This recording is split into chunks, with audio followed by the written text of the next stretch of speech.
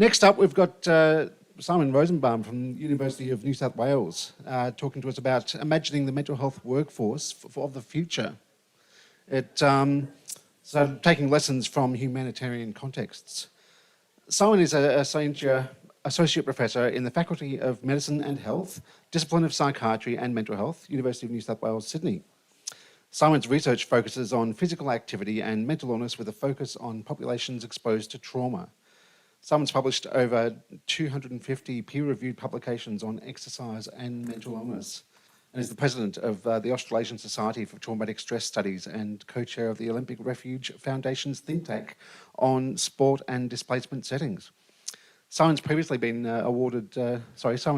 a mental health officer with the United Nations in Bangladesh as part of the Rohingya refugee response, and he has developed workshops in over 25 countries.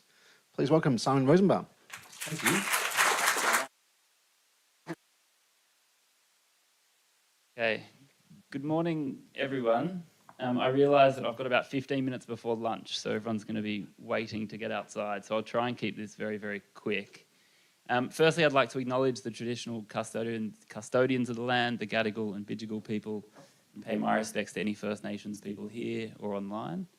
I'd also just like to acknowledge diversity of knowledge and where knowledge comes from, and in particular lived experience voice, and I think it's been amazing equally well to see that transition over time and how that's been prioritised, and it's definitely had a big impact on the work that we've done as well. So that what I'm going to share today is my knowledge through experience, not through lived experience. Sorry, through training is what I mean to say. Okay, so the workforce of the future. Just one thing that I want to pick up on, I'm not talking about physical health today. I'm talking about physical activity, but I'm not talking about physical health. And I'm going to hopefully convince you of all the other benefits that we can offer. And there's been a lot of talk around social determinants, around poverty, around how these sorts of approaches can actually influence and have an impact in that side of things as well, even in some of the poorest and most poorly resourced settings in the world. So my background, I'm an exercise physiologist. The word exercise appears, I think, once in this whole presentation. I'm not going to use it. So the other thing that I really want to stress is that I'm not here putting an individual lens on things, saying that it's people's fault that their lifestyle is poor. That's absolutely not what we're saying. We're saying that we're failing to provide the systems, the structures, the supports that can actually help people who need it the most to benefit from these sorts of interventions. So my background is as an exercise physiologist. I've spent the last 4 or 5 years focusing on refugee populations and contexts, mostly in situations around the world. As part of the Ukraine response, I've been working in Moldova and Poland, running workshops there. I did a contract in northeast Nigeria remotely with the United Nations, and been also working in Bangladesh with the Rohingya response, and I'll share a little bit about all of that work. This photo was taken a week ago in Bangladesh, and Gulsha Kurt, who's a postdoc working with us, is up the back, where we were working with clinical psychologists working in the world's biggest refugee camp. And I'll share a little bit about how that works and why sport, why physical activity, because it might sound a little bit bizarre. Okay.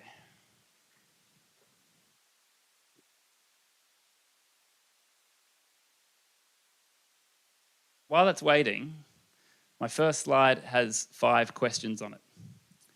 And they're questions that I don't remember off the top of my head, so hopefully they appear on the slide. They're really important questions.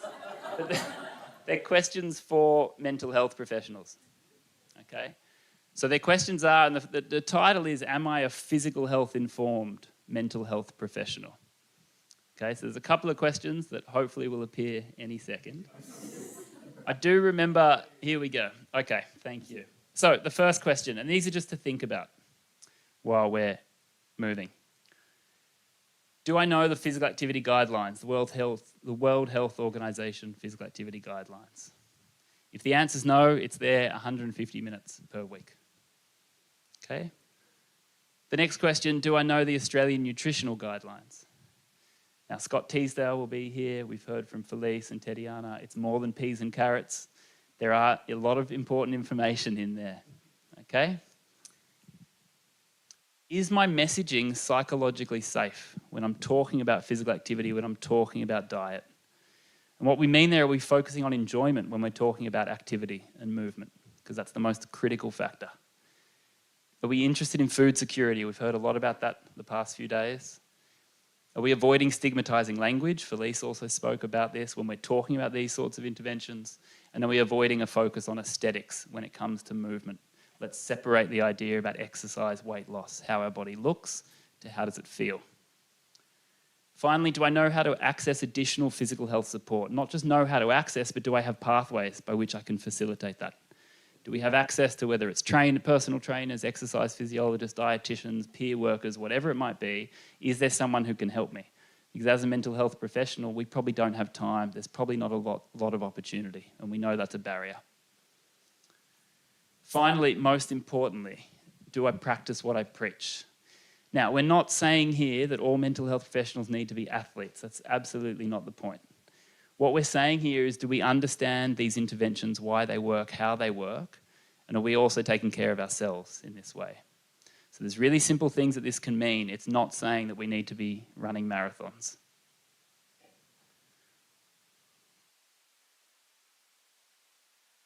Okay, now for the physical health professionals in the room, am I a mental health informed physical activity or diet professional? Here in Australia, have I completed mental health first aid training? Very simple, foundational skills that can actually empower someone to be more confident working in this sort of environment. In a humanitarian displacement context, we have what's called psychological first aid. It's similar to mental health first aid, but it's more specific to those crisis contexts.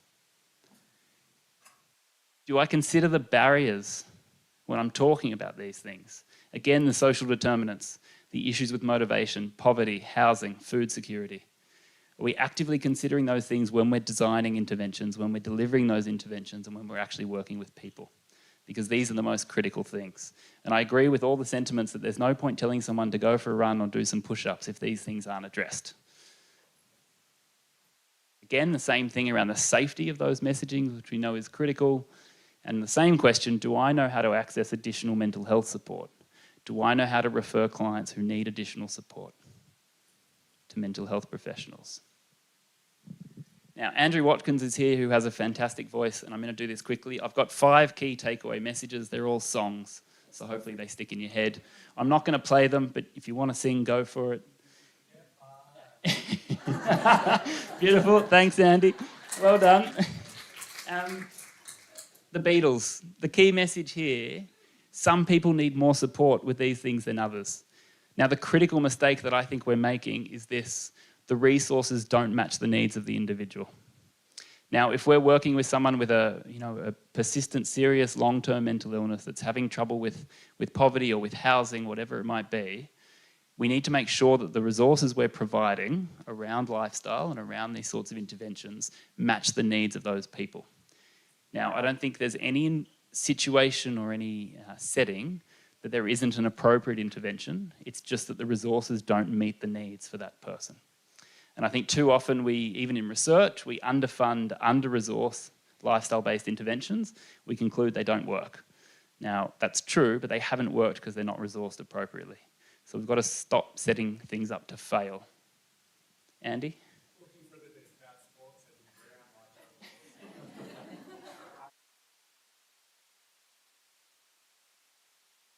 Beautiful. Well done. Johnny Nash. Now, this song, is about new beginnings and new workforces. Now, I do think what we're seeing today and the difference here today between 4 years ago when Equally Well started, the diversity of professionals, the interdisciplinary nature. So I think we can argue that the future mental health workforce is going to be a little bit different. There's going to be this merging of skills. There's going to be a different skill set that's coming together.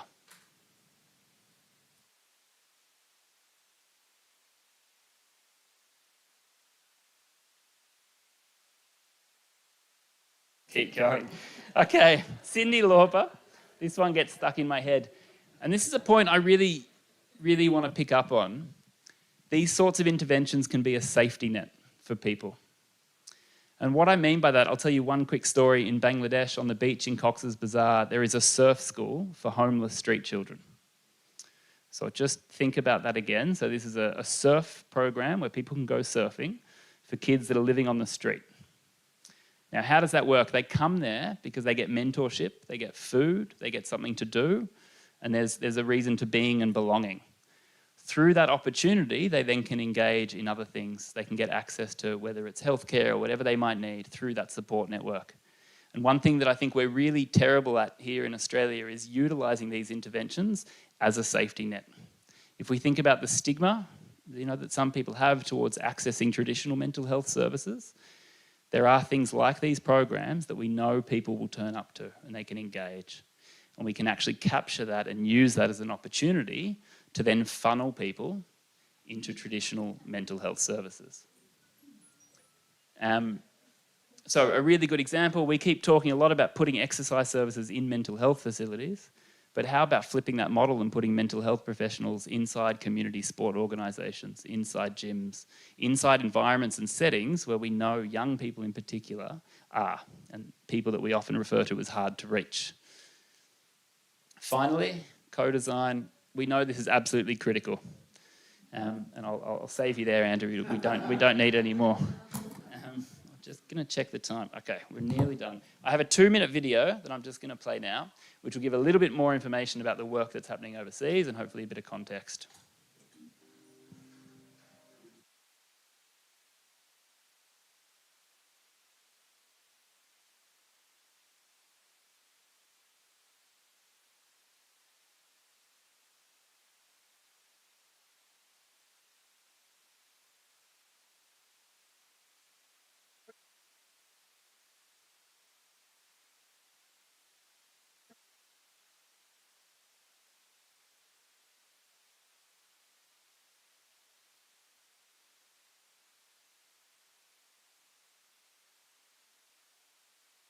When we organize counseling sessions,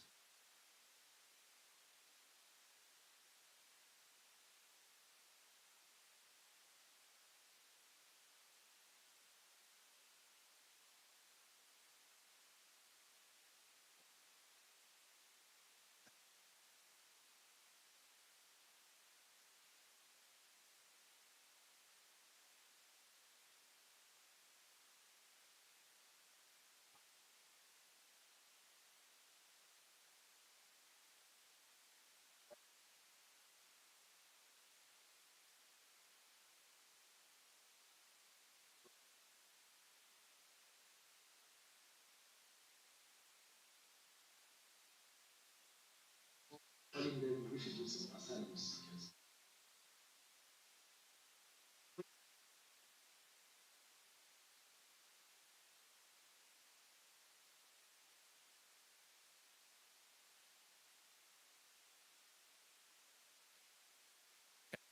So I'm going to come back to what we're trying to do through the Olympic Refuge Foundation, which is essentially training mental health professionals in sport and sports professionals and coaches in foundational mental health skills. And I'll talk a bit about how that works. I just wanted to put up this pyramid. So MHPSS stands for Mental Health and Psychosocial Support. And it's the acronym used in humanitarian or displacement contexts. And this pyramid guides all mental health programming in those settings. And it's divided into 4 layers. So at the bottom, we have basic services and security, community and family support, what we call focus support or non-specialised, and then specialised services. What I want to walk you through now is just how we can think about that pyramid, but through the lens of lifestyle and sports-based interventions. Okay? So down the bottom, and at some point, we need a basic level of infrastructure. Okay, whether it's a broom cupboard in a hospital that you set up as the gym, or whether it's having some equipment, sneakers, if people don't have access to them, whatever it might be, we need some level of equipment. Now, just providing that equipment is not enough, and this is what I talk about with the under-resourcing of interventions. If we simply just provide access or provide equipment and expect people to go, that's not going to work. Now, that's not going to work in the general population, and if you add the layers of disadvantage on top of that, we've got to be particularly cognizant of that. Level 2, we can think about existing community structures, existing community resources. It might be a commercial gym, it might be park run, it might be whatever is available in the community. That's great, but again, we need to acknowledge that might not be safe, it might not be appropriate, and it might not be accessible for everyone. Okay? So potentially thinking about how we can leverage these, what can we do to make it safer, to make it more appropriate? and that'll take us up to the next level. One way we might be able to do that is thinking about who are the trainers and coaches working in those community settings. Can we train them in mental health first aid? Can we provide supervision and mentorship to them to ensure that what they provide is potentially safer and can be used by people that we're supporting? And then finally, up the top, again, we've got those specialised services. That might be an exercise physiologist, it might be a physiotherapist, a dietitian, whatever it might be, but it is possible. So even for people that need these additional resources, there are things that we can do. It just costs a bit of time and money, and we need to resource it appropriately. So what we've been doing with the Olympic Refuge Foundation, again, as I mentioned, training physical health professionals. In a lot of the refugee contexts, these are coaches. In some contexts, they're physiotherapists working inside these settings. They speak the language, they're from the same culture. There's a lot of reasons to invest in this workforce. They're already there. So what we've been running is psychological first aid training, and this is Dr. Leslie Snyder from WHO, who developed psychological first aid, and we've just adapted that for a sporting context. At the same time, we've been running training for mental health professionals around sport, activity, and how they can utilise these services, with the idea of trying to link them together. So we started in Paris, then went to Moldova, and more recently we're in Poland, which was the most interesting. In 3 days, we had one mental health professional and one sports coach from every region in Poland. And they came together for 3 days. We ran through a training of trainers, and now we have one coach, one psychologist in every region of Poland delivering training out there and thinking about how teachers, coaches, sports teachers, coaches, and the mental health professionals can be working together to better strengthen those referral pathways and work together. Now, finally, in the last, I think, 2 minutes that I've got, I want to briefly mention about ADDI Moves, a program that we really owe a lot to Jackie Curtis and also the Ministry, the New South Wales Ministry of Health, for funding this initial work. This is just a room at Addison Road Community Centre for people that are familiar with ADDI Road. For those that aren't, it's in Marrickville. It's a fantastic charity, primarily working around food security. But on site, there's over 60 other NGOs and services, including domestic violence charities, legal aid, a food pantry, employment services, disability services. There's a range of services on site. About 18 months ago, they gave us this building, which was amazing, to turn into essentially, without using the word gym, an exercise facility. The initial work has been focusing on women from a refugee background. It's entirely free. Anyone that uses any of the services at ADDI Road can come and utilise this facility. And a big thanks to Dr. Grace McEwen, who's up the back, who's also done some fantastic co-design work, which I'll talk a little bit about now. So Grace led a process over 12 months of doing this co-design, involving interviews, recording interviews with both service users and service providers to understand exactly what was needed and how we could set up such a facility. Things that we would never have even thought of, such as childcare, privacy, access to sneakers, cultural sensitivity, all the aspects that we don't necessarily consider when we think about movement or activity. The 5 things that emerged, and this paper is currently under review: cultural and psychological safety. So how can we provide that? Partly with the providers that are there, so the exercise physiologists, the students, how can we actually teach this? Each one of these could be unpacked into a talk on itself. Promoting accessibility, what does that look like for who we're trying to target? How can we actually ensure that this is accessible? Being free is one of the key points. It has to be free. Facilitating support to access basic needs, and this is a really interesting thing that I think has come up. Again, this idea that a facility like this, someone might come and we can use that as a way to funnel into other services and to link people with other services that are needed. Enhancing physical activity and physical health literacy is so important, ensuring that we've got things in different languages. We've been very lucky to be supported by Ethnic Services Community Cooperative, who have translated all our material into multiple languages, and we're still working on that at the moment.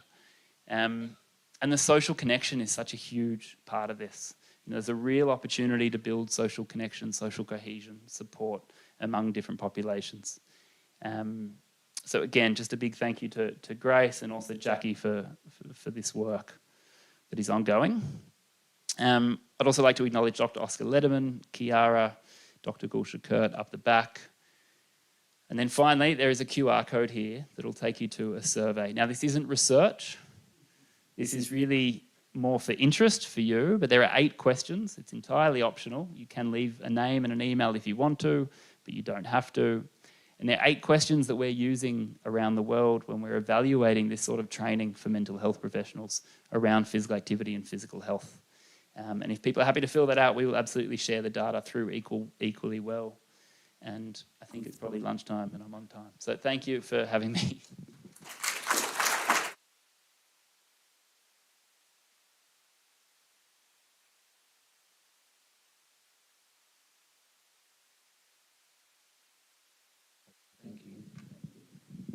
Now, we are actually at lunchtime, but given that other presenters have had an opportunity to answer a few questions, does anyone have any burning need to ask some questions before lunchtime, or are we all just really keen to get to lunch? I think everyone must be really keen to get to lunch because that was a great presentation. Oh, I'm sorry. Right.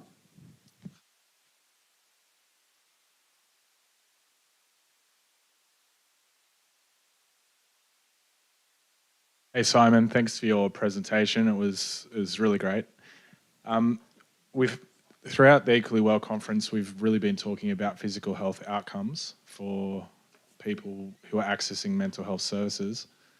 However, it doesn't seem like we've had a lot of time to think about what physical health outcomes we're actually aiming for, and what does a good life look like for someone, and what physical health outcomes are we aiming for in Equally Well, but also for when we're supporting people, what would be the outcomes and thoughts around a starting point for measuring physical health outcomes for people? Great point. I mean, I think we have to ask them. I think that's the first thing. I mean, Faye Jackson, if you've ever heard Faye, she has this great piece of advice where she says the first question needs to be, what is the first question?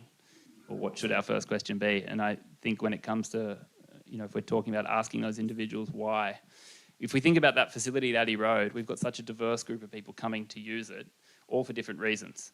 We're in discussions at the moment with groups like sex workers, with asylum seekers, with people with disability, a whole range of people that have different needs and different reasons for why they want to come. I think what's really interesting is that the common link is that idea of it's a place where they can come and move, and do things that they enjoy or that they want to learn. It's safe, it's supportive, and they can take ownership of it. The different outcomes might range from distress through to physical activity minutes, through to cardiorespiratory fitness, to metabolic risk, whatever it might be. It doesn't actually matter in terms of what we're trying to achieve with that. So it's probably not really answering your question, but I guess we can measure a range of different things. The question needs to be, why are we measuring it? What's that data for? Why is that person in front of you? Why do they want to come? And what do they want to achieve? And how can we support them to do it? Thanks.